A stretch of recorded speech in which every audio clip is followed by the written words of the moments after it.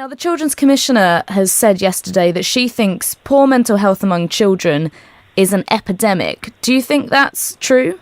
I think it's sadly extremely true. The definition of mental health is always something that we need to look at very closely, what that means. And it's not always outworked in the more traditional sense of mental health, but in terms of behaviour, that is becoming a behavioural issue as a consequence of it. And yes, that indeed is true.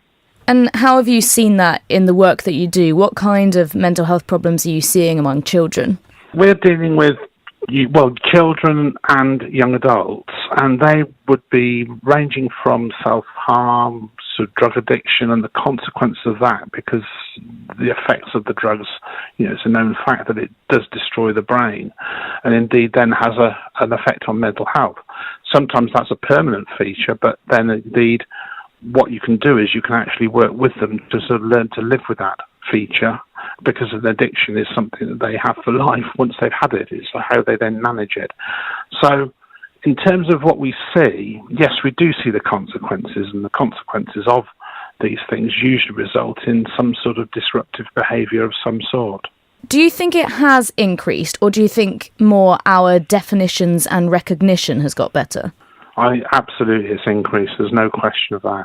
We're getting reports, and we've just recently, in the Banbury area, we've just had reports of girls, for example, as young as 13 and 14 being groomed for drug running. Now, you say, is there a mental health situation there? But what that creates is a mental health situation that then outworks through their life if it's not addressed. In London, we're working with a project sort of close to Westbourne Park, which is sort of not far from Grenville Tower, and that's indeed that's a place where people are trading in drugs and trading in alcohol. And these guys are just so focused on the illegal side. Is that a mental health act or is it a conscious act? Well, actually offering them an alternative is what's needed to actually use their skills positively. So working with mental health comes in a variety of ways. Another one we've got is a hub at Harms Park, where there's a specialist mentoring service, and there we're focusing on one-to-one with children that have dysfunctional, they are misbehaving in classes, they are doing all sorts of things. And, that is proving well. We've had some great feedback from that project, in fact, so much so that we're actually starting a specialist mentoring service in Banbury, in Oxfordshire, and that's due to start later this summer. And that's the good news, isn't it, that you have been working with people on this issue and that you're expanding.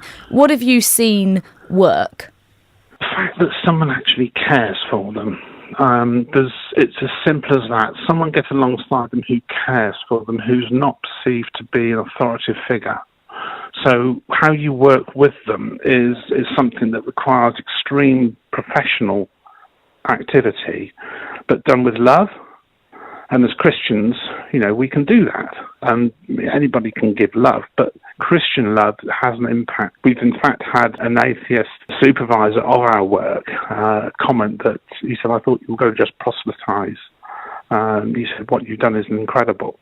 Now, in Jesus' name, that is great, because what's happening there is we're not proselytising, but we're showing the love of God, and it's being recognised by people.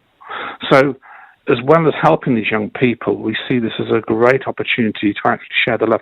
Nicodemus, we all know who Nicodemus was, and the fact that his name means victory of the people is a very important reason for us to be called that name. And that is what we see, and seeing Christ's victory for them through this delivery of this work, just showing the love of Christ to them. And are there ways you think Christians and churches can help more on this issue as well? Absolutely. The church is totally the answer, and this is exactly where we are. And we have a scheme where we will support churches to deliver hubs. And what we do is we say to the church, we will help you to raise the funds, we will write the proposals, we'll research the area to identify the need. So if a church has got a calling to reach marginalised children or youth, we will help them to deliver it. We'll deal with all the compliance, we'll provide somebody for a fee but that's built into the grant application that we have to raise the funds for. So it's no cost for the church, it's no cost to us. But the point is, the church has got this passion, it's got all these people, it's got probably the best mission statement in the world to go out into all the world. And so therefore, when a church acts and responds, if they're given the right support, which is what we do, then they can deliver something that is truly amazing. So, for example, both the two projects I mentioned in London are both church-based. So our role is to support churches to deliver something professionally within their calling to reach marginalised youth, having researched and properly done it and provided all the compliance around it to ensure the church can deliver something professionally, locally, with the love of God. And that's the key, because we know that that's the one thing that makes these young people change.